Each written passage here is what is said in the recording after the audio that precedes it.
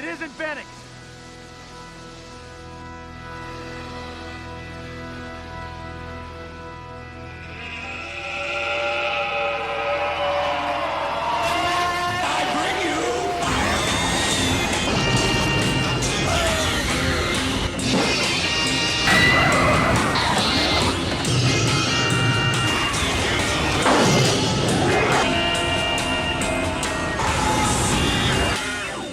Welcome to my podcast. Today I'm going to be talking about The Thing.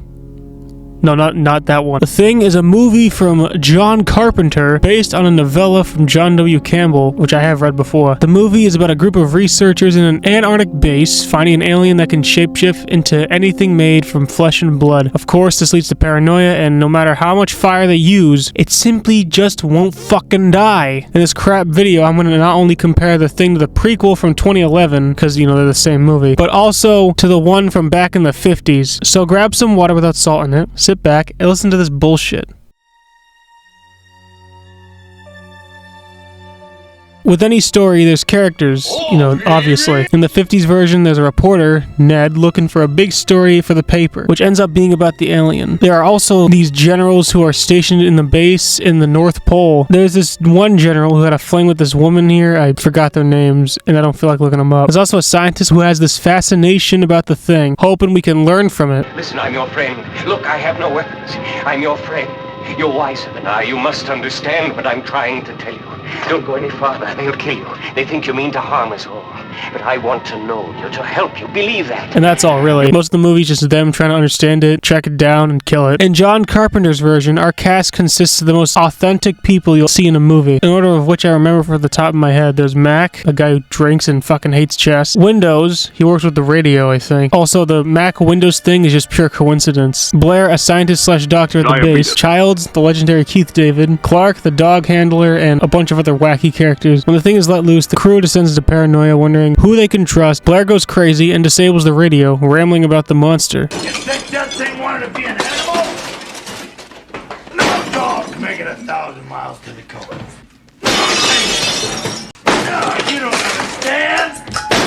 That thing wanted to be on. Mac assumes control and decides the best course of action when it comes to handling the situation, like the blood test. In the prequel, we're introduced to Mary Elizabeth Winstead's character, Kate, a biologist or paleontologist, one of the two. She's basically what Mac was in the Carpenter one, but it's made pretty clear that she's the main character. There's also this guy who totally isn't a villain. In the future, don't contradict me in front of those people again.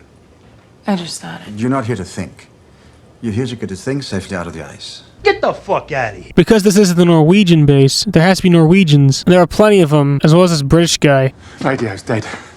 He's fucking dead. In the post-credit scene, we see that he was the guy who slit his wrist from the first one. There's also this lady named Juliet. She'll be more important later. Something to note here. In the 50s version and the prequel, there are just a whole lot of people stationed at the base. While the Carpenter version didn't have this many people, the novella had about like 37 members in the station, most of them just being fodder or things. I think the 50s version does something similar to this, but with obviously less people, so it isn't crowded. I know you guys aren't here for the characters. I know what you're really here for.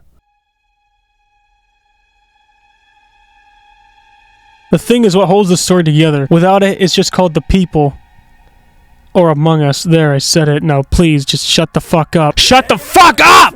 Shut up! In the novella, The Thing, when brought back to the base, starts out as a humanoid beast with 3 eyes and red hair. This design is never shown in any of the movies. In the 50s version, The Thing is cosplaying as Frankenstein's monster. It's just some guy wearing prosthetics to look like an alien. Although it's not as effective now, I could see how someone from the 50s would be afraid of this thing. It was a simpler time then, what can I say? The movie makes a point to say that the thing in this is somewhat related to plant life. It reproduces like a plant and uses blood to grow instead of water. It can also regrow any lost limbs. The limbs that have been cut loose have seeds in them. I imagine they purposely cut off their limbs to reproduce, similarly to how plants release seeds into the wind to reproduce. I just want to point out this scene here is probably the best when it comes to build up, but the Geiger counter is slowly going up until the thing shows up, and then they throw fire on it. In the next scene, before it dies, it went unscathed from that attack. It is ultimately killed after they electrocute it to nothing. In the Carpenter version, it's more faithful to the source material. It's basically a living thing that copies the cells of other organisms and imitates them when it mutates. The special effects of the thing are are fucking amazing in this movie, and they hold up extremely well today. The first time we see it, there's a charred corpse outside of the Norwegian base, and they decide to take it back with them on the belief that it's dead. But because the movie has to progress, it's not, which is how Bennings gets taken over and turned into a thing. Also, that dog in the beginning was the thing, and its transformation scene, just as the others in this movie, phenomenal. For one, its face splits open, its fur slides off, and so much shit just grows out of it. So many details thrown into it, like the eyeballs scattered around the base of the body here. And when it opens up, a small mouth is covered in dog tongues. The same can be said with the ER scene, with the thing jumping out of the guy's chest. After it's torched, the head rips itself off and becomes its own little creature. I think it's important to mention how the thing acts in this movie. It'll be relevant later, trust me. The impression I got while watching this is that the thing does what it can to stay out of sight, and right under their nose. The only time we see the thing work its magic is when no one else is around, or if the person they're controlling is dead. Makes sense, since you can't really hide yourself out in the open. Before it dies, the Blair thing finally decides to show itself at the end, since there's no point in hiding before Mac blows it up. Also, just want to point this out, the Blair thing was making a small UFO out of some trash, so my guess is that the motherfucker wanted to go home. In the prequel,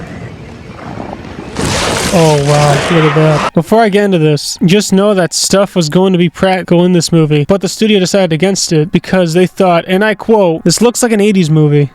That's the fucking point. The original had great effects, and from what I'm seeing, the practical stuff looks good here. The whole thing didn't need to be covered with subpar CGI. I'll link 2 videos I watched on it for you guys. They explained it better than I could. There are unique designs used in this movie, like the Juliet thing, where her body just folds itself, she grows another arm, and her mouth appears in her chest. The execution of said things, I don't know, man. They aren't the smart, deceptive monsters we've known them to be. Instead here, they're just generic movie monsters that can do what the thing does, or rather, they act like wild animals. There's a scene I want to point out real fast since it vexes me to the point where I'm using big words like vex. And it's the scene in the rec room where they carry the guy and try to put him on the couch. He's clearly shown to be alive, but knocked out. Then yeah, why would it show itself here? If the guy died, that would have made more sense, but he didn't. So why? Actually, I know why. It was so that they could throw in the two-headed thing before the climax. That way it would explain how it got to where it was in the Carpenter movie. It goes after the villain of the movie, and spoiler alert, he becomes a thing. And what a fucking ugly thing this is. Holy shit. We don't get much of him since he blows up. Also, the guy Kate was with turned out to be a thing. There was nothing that would have led us to that conclusion, but whatever. The movie has to end somehow. I'm not going to explain the plot beat for beat since I'm not here to waste time. I'll only mention stuff that's important. The 50s version is as faithful as it can be to the source material, until the thing thaws. In the book, the first couple chapters explain how they got the creature back to their base. They were trying to blow up the ice with these magnesium charges, but instead the ship just exploded. Skipping to the end here, after they kill the thing, they celebrate and the lovebirds share a kiss. The reporter tells the story of a lifetime and tells the world to watch the skies. Everywhere. Keep looking. Keep watching the sky. I don't have any problems with this plot. It was the 50s and the technology wasn't there yet when it came to the monster. In the other films, we'll go chronologically. The Norwegians find the ship in the ice by accident. They blew it up with charges and explored most of it by the time Kate is introduced. While we're on the subject, the setup to this movie feels a lot like Jurassic Park, with our protagonist being a biologist, paleontologist, one of the two, who is then brought out to a remote location, an island. Antarctica's a continent, but it's still an island, and has to encounter the unimaginable. Dinosaurs and JP, and the thing in this. Hell, there's even a kitchen scene with the thing, but instead of being locked in the freezer, it's burnt to a crisp. After the thing attacks, they discover that the thing can't replicate non-organic material, which makes sense. The reason why the movie brought that up is because they didn't want to just copy the fucking blood test from the first one. I mean, it's different enough. Anyway, one by one, everyone becomes a thing, until there's Kate and the other guy. The third act happens with the villain thing, which is just an abomination, visually. Originally, there was going to be a version of the movie where the thing would have been disguised as the pilot of the ship trying to leave, and after seeing the footage for it, that sounds awesome, dude. One more thing I want to touch on. After Kate burns the last thing, she leaves in a tracked snow car. I don't know what the fuck these things are called. Presumably to live a happy life after what happened. Let's jump ahead and look at this scene from the Carpenter thing.